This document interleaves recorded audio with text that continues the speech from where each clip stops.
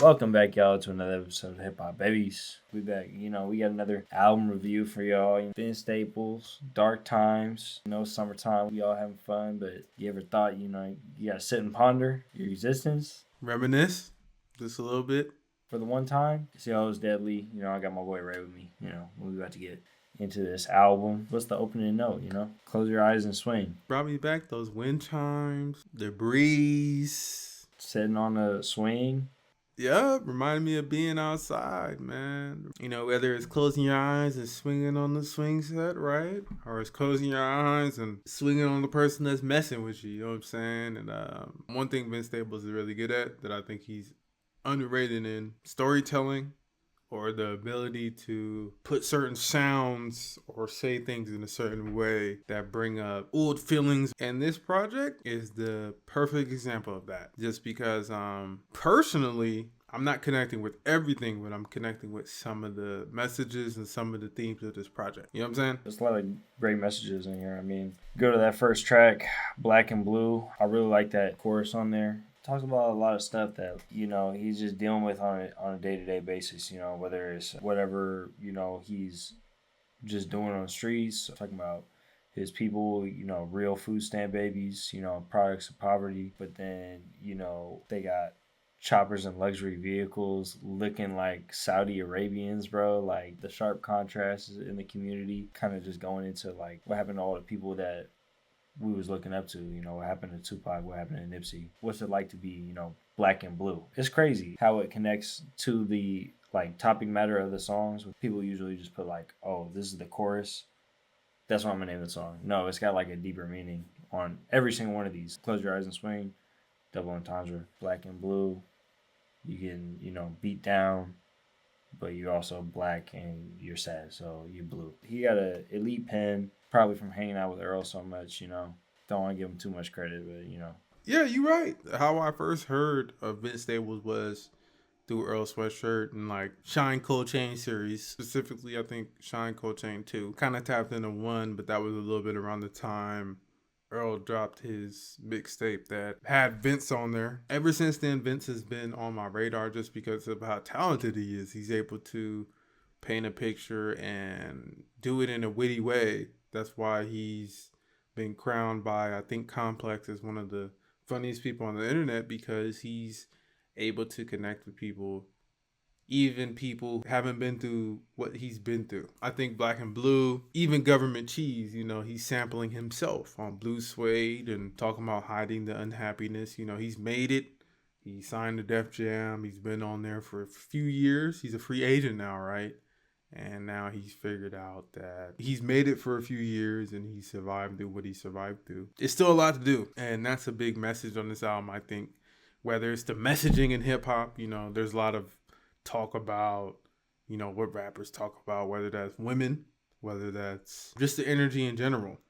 I think he approached it in a way on this album that was really interesting. I haven't heard, especially from a West Coast rapper, approaching these topics. Going back to Government Cheese, talking about his homie calling him and he can only express the positive things because, his homie's telling him, yo, I saw you on TV, I'm in prison. He only has 15 minutes on the phone with this person, because it's like a collect call and he only can express certain things. So he limits what he can say, because really, even though he's made it, there's still some bad stuff going on. A line that really hit me was, keep the fade low, can't let the graves grow. Just the titles of these tracks alone, Government Cheese. Government Cheese used to be a thing that poor people used to get from the government, whether it was government assistance, and they would give them government cheese. And this was a brick of cheese that certain people were like, yo, this is some good cheese, or this is some cheese that, we love to eat and it helps with our food. But really, that's just the government giving you what they can give you, and you taking it and working with it, right? But really, is that really a positive thing?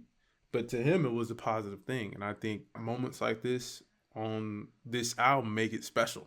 He's done this before, especially for Ramona Park Broke My Heart and other projects recently, the self-titled. He's gotten introspective. This was a big leap. Different level on the previous projects, particularly Ramona Park. He's had introspective moments where he'll be saying stuff about hanging from the block is same as hanging from the ceiling fan, and he'll have those flash in the pan moments. But I felt like a lot of the times The songs on here were more like put together and like grouped together in a way where, you know, he was talking about a lot of the similar things. Like, there was a lot of moments of like brevity and like lightness on the other albums, but this one was like kind of, you know, the most revealing out of all of them. Dark Times, you know, it's hard to open up about him, so it's obvious that he's gonna like be the most open and the most, you know, lyrical on this one. I love songs like Magic. I love songs like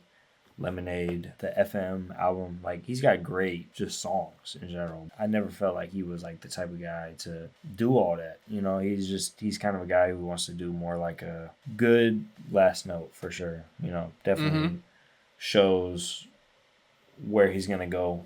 I feel like as an artist the most, and we can see him like propelling off of this into something better when he doesn't have that industry to support and he's doing it all independent. He's building a name for himself, man. I mean, y'all seen the Vince Staples show? That shit fire. Yeah, the Vince Staples show, all that. You know, Vince Staples has really branched out. He's a witty guy, and it comes out in his raps. That's one of the things I like about him a lot. You know, sometimes, you know, when you're from an area that's not the most privileged, people expect less from you. And Vince Staples has always been able to rise above that, whether that's in his rapping ability or that's from his life. Sometimes, you know, you have people around you, you have a lot of things around you that can distract you. And sometimes you have to rise above it. And that's why I love songs like Little Homies, right? You have moments like that where he's like, life's hard, but I go harder. And he's going really into it as far as like, you know, stay out the streets. All this shit is around you. Don't you feel the pressure? Don't you feel the pressure to make money? Don't you feel the pressure to, you know, do what others are doing around you, right? But at the end of the day, you have to be yourself and fight through it. You know, that's the messages I take from songs like that, right? What really hits home. Atafe, you know, I saw their names. Hopefully I'm saying that right. But Atafe is another example like that. That's the best hook on this album. Ghetto is what made him who he is, but he's an outlier. You know, he stands out, whether that's now and I think maybe even in the past. You know, he's always been moving how he's moving, right? In the ghetto, he's a Martian. I love the line on this song, everybody's gang, gang, gang till it gets bad. The ghetto is a mismatch. You ain't never finna win that. Nah, right? I think, you know, where I'm from, we come from hard times, and that makes a mismatch, you know?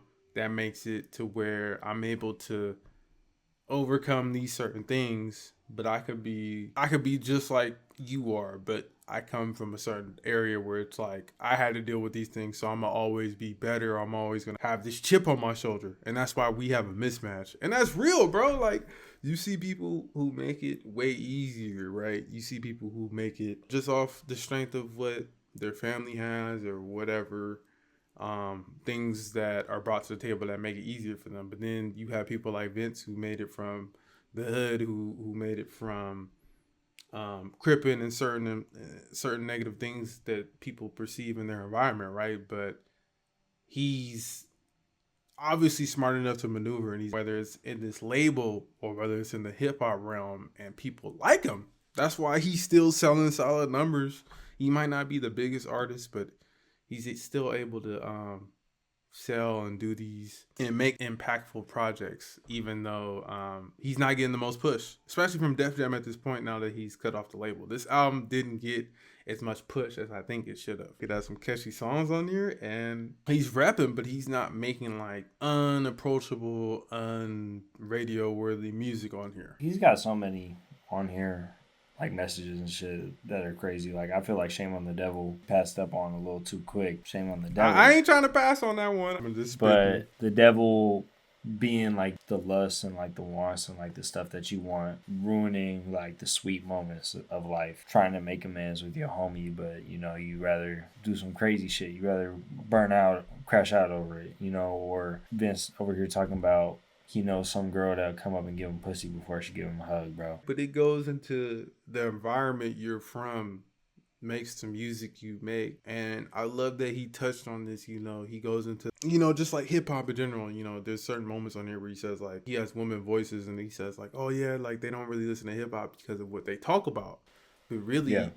And when he goes into this album, it's like, really, that's a reflection of the stories and certain things I've been through. And that goes into like Liars and Justin. Liars, for an interlude, really, I love that interlude. I've heard that on the internet before, but sound or using that speech where basically the woman is saying like, you lie to this, you lie to the worker, you lie to your boss, especially as a black man, right? You put on this facade like you're happy, or you put on your white voice and you're like, yeah, I'm happy, da da da, we, da da da, how you doing, da da da. But she says when he comes home, puts all that negative energy out because he's really showing how he really feels. I think that was really impactful. And then it goes into Justin, right?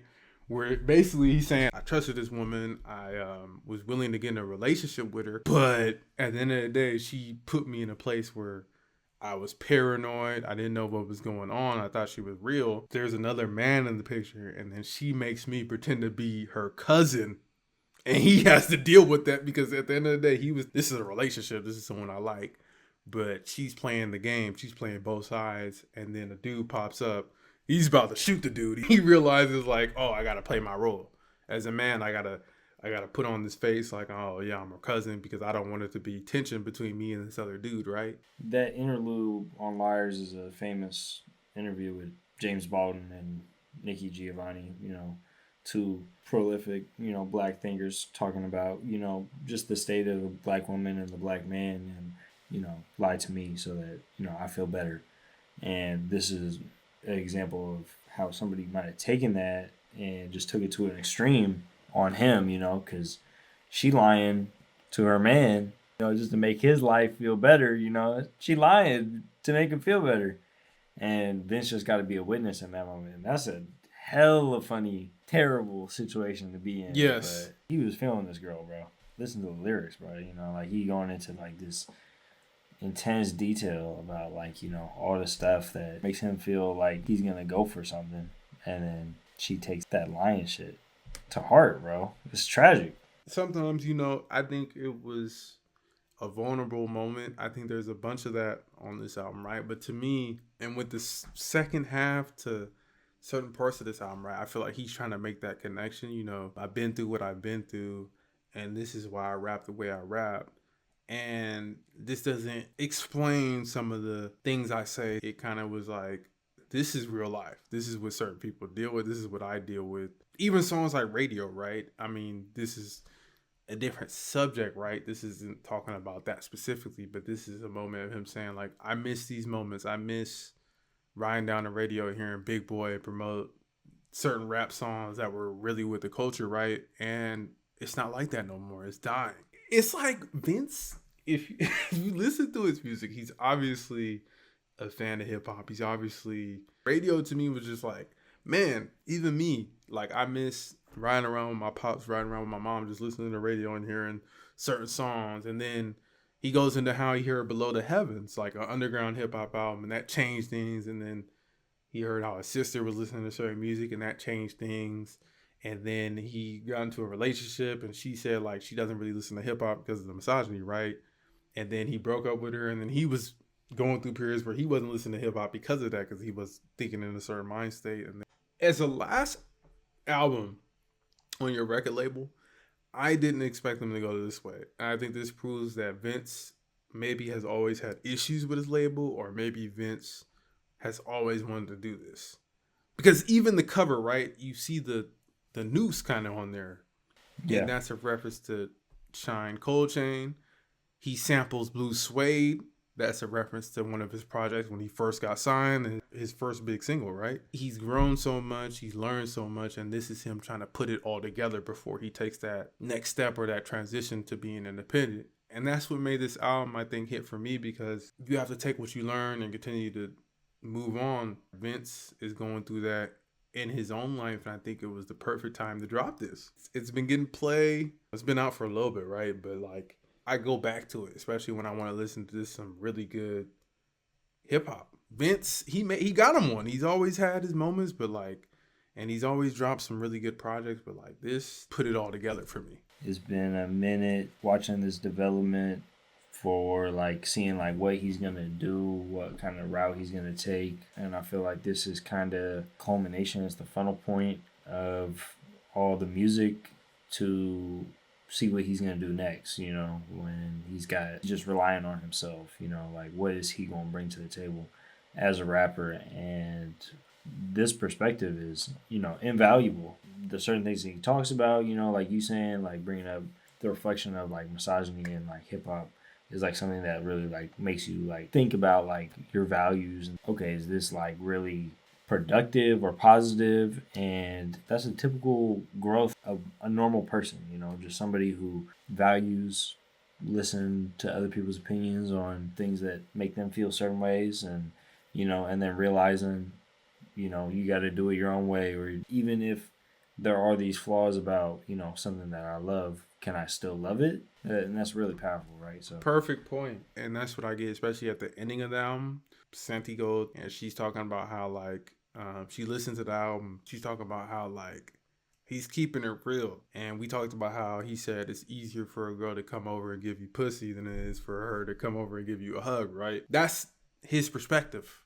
He's been set up before. He's been lied to before. And we've been through this before, you know, whether it was NWA, you know, people always come in and say like, you know, man, this rap is this. We don't need this spread. But really, that's their life. Like, that's why they have this negative viewpoint. You know, I didn't grow up that way. You know, I've had good men, you know, thank the Lord, you know, going to little homies, right? You know, little homies kind of reminded me of my pops, like telling me like, don't do that. You know, don't give game. Like, basically, like, I went through this.